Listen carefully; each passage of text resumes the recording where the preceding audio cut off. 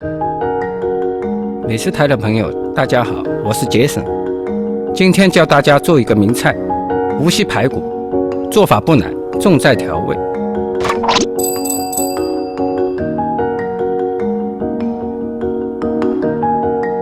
先把肋排切1寸左右的大小，冷水下锅，加葱姜，抽出血水和杂质，捞出洗净。加盐、砂糖、料酒。砂糖的目的主要是为了煎的时候容易上色。起油锅，先炸点姜丝，用来摆盘装饰。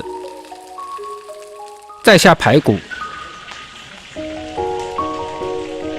煎到焦糖色，夹出备用。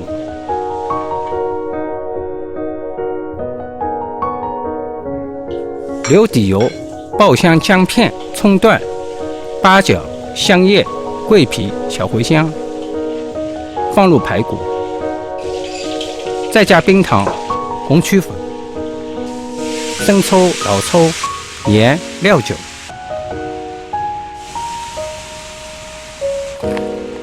适量开水，没过排骨，小火慢炖1个半小时，直到排骨酥烂，呈现酱红色，最后大火收汁，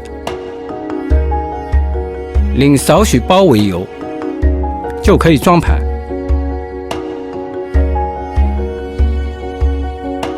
吃起来酥软香甜，咸甜可口，好吃到连骨头都不放过。